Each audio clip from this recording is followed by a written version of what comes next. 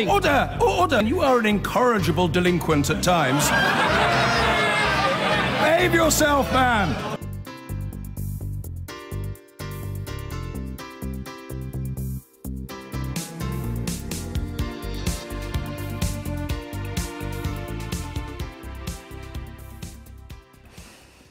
The negotiations over the Brexit deal are far from over, but the Environment Secretary, Michael Gove, is setting out proposals for what farming in England might look like once we leave the EU. He wants to replace the current EU subsidy, which is based on how much land you own, with one based on what you do with the land. But his proposals wouldn't come into effect till 2024. That's well after another general election. Here's our business editor, Simon Jack. Farming is perhaps the industry most closely entwined with the EU. For 45 years, those who work on this green and pleasant land have been regulated, protected and paid by the EU. £3 billion a year in subsidies is paid out to farmers, determined by how much land they own. That will change, according to the Environment Secretary. And what I want to do is to move away from the current method of subsidy, which doesn't really reward efficiency, toward a method of agricultural support, which makes sure that good farmers have new markets for their products and at the same time that the natural environment is enhanced. Under proposals announced today, the government would limit payments to the largest landowners. It would reward environmental protection measures such as flood prevention and support high standards in animal welfare. Well, we're very pleased with the Gove announcement today because it provides a level of certainty for farming. David Exwood farms 2,000 acres in West Sussex and is glad these proposals aren't due to come in until 2024. It's really important. It gives us a chance to sort of adjust our businesses, really study the impact of Brexit and plan accordingly. You know, farming is a really long-term business. The wheat I have in the ground, the cattle we have on the farm, many of them will not be sold until after we leave the EU. So any chance to plan ahead is really valuable to us. Cut price competition from overseas, like chicken treated with chlorine from the US, is banned in the EU. Some are worried that in a rush to make new trade partners, UK farmers will be undercut.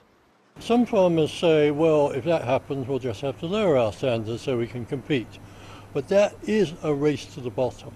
And what will happen is we'll lose.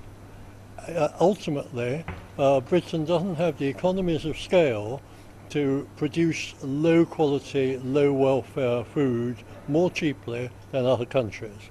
There is perhaps no other sector where opinion is so divided between those who think Brexit will be the making of and those who think Brexit will be the breaking of an industry. Can you make an agricultural policy tailor-made for Britain's economy and environment, or are you taking a massive gamble by stepping outside the fence of subsidies and protection?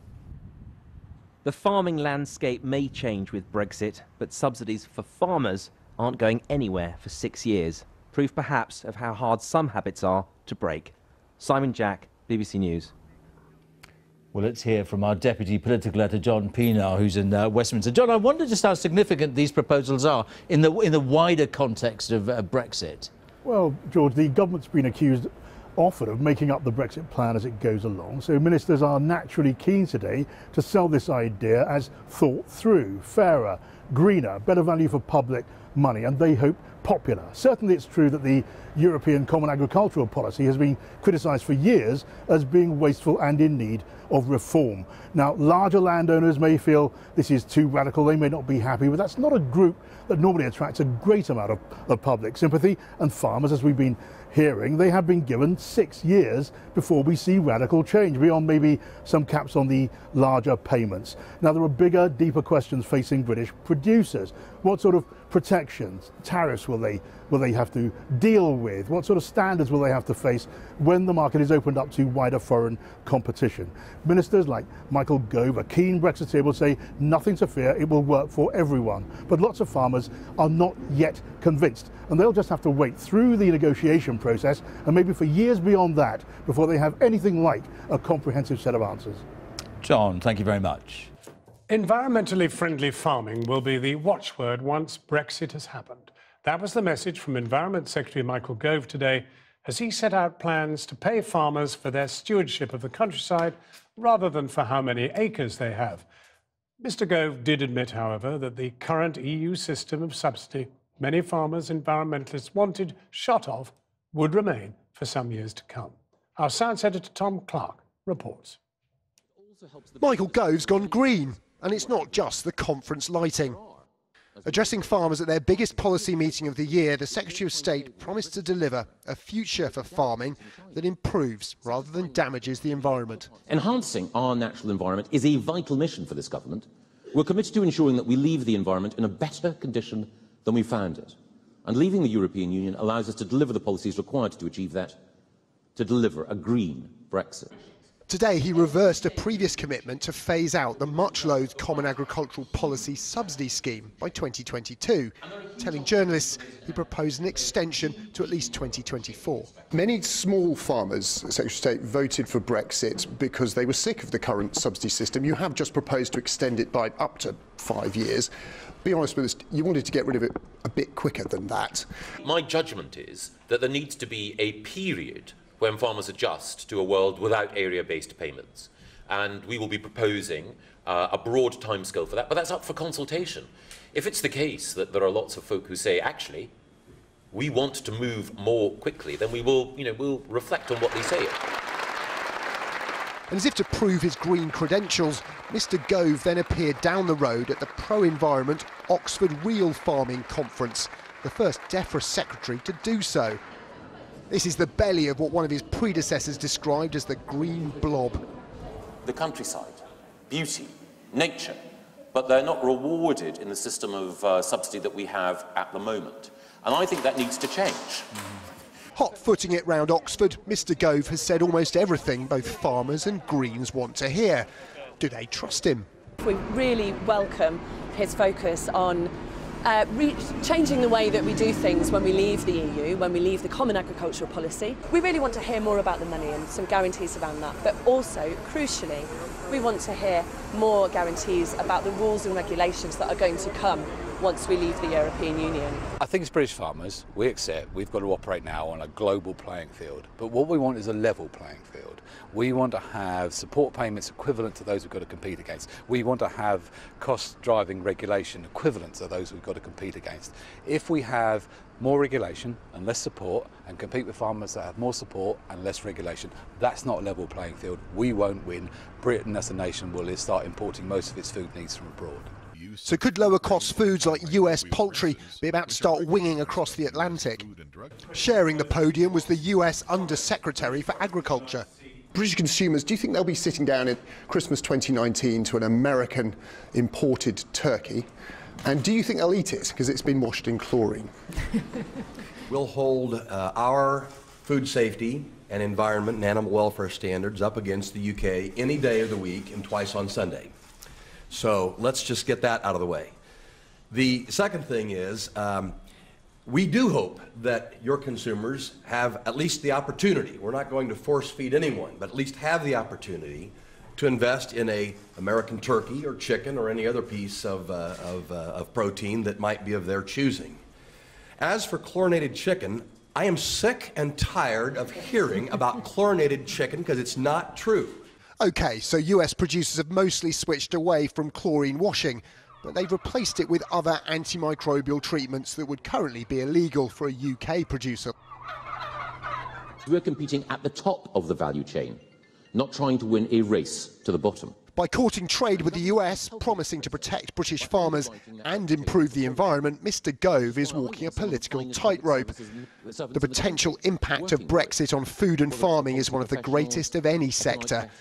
If he pulls it off, the rewards could be great, but right now, the risks are too.